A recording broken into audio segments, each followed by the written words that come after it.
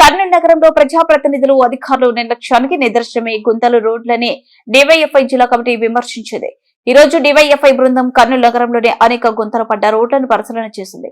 పరిశీలనలో భాగంగా పాత ఓల్డ్ ఈద్గా, గాయత్రి హాస్పిటల్, ప్రధాన రహదారి, బళ్ళారి చౌరస్తా, HP petrol bunk, weaker section colony ప్రధాన రహదారులను పరిశీలన చేశామని డివైఎఫ్ఐ జిల్లా అధ్యక్ష కార్యదర్శులు రాఘవేంద్ర, అబ్దుల్లా తెలియజేశారు. ఈ రోడ్లలో ప్రతిరోజు జిల్లా కలెక్టర్ తో సహా అనేక మంది జిల్లా అధికారులు, ప్రజాప్రతినిధులు ప్రయాణం చేస్తుంటారని తెలియజేశారు.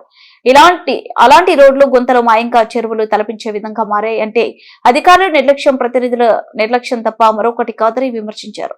మంత్రి నియోజకవర్గంలో గుంతలు పడ్ల రోడ్డు ప్రమాదకరమై ప్రయాణాలు ఉంటే ఇతరులకు ఎలాంటి ఆదర్శం చూపిస్తారని ప్రశ్నించారు. పరిశీలన బృందంలో డివైఎఫ్ఐ నాయకులు సాయి, ఉదయ్, విశ్వనాథ్, రఘువరన్, కిరణ్, రాము, సాయి పాల్గొన్నారు.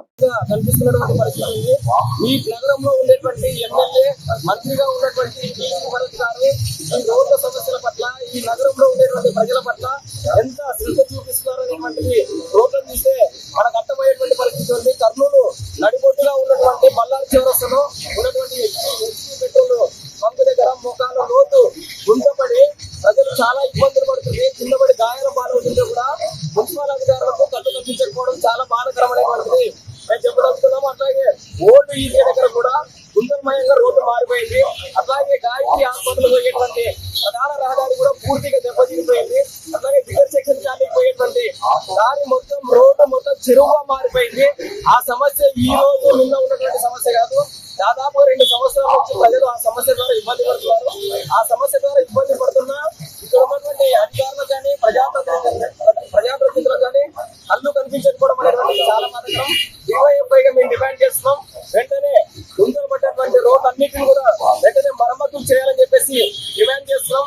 లేని పక్షంలో మున్సిపల్ కార్యాలయాన్ని లేదంటే మంత్రి గారి ఇల్లుని ముట్టడిస్తామని చెప్పేసి హెచ్చరిస్తున్నాం.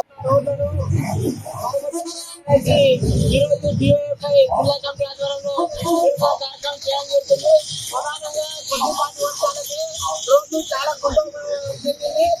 చౌరస్తా కావచ్చు, లేదా చౌరస్తాల కుటుంబాలు కావచ్చు, లేదా ఎత్తురుగా కావచ్చు, లేదా రోడ్ల దగ్గర గుంతలు పడి ఇబ్బంది పడుతున్నారు.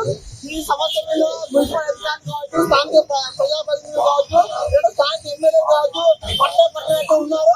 కాబట్టి ఏదైతే గుంతలు పడ్డా గుంతలు మరమ్మతులు చేయాలి. అదేవిధంగా వీలైతే కొత్త రోడ్లు వేయాలని డిమాండ్ చేస్తాను.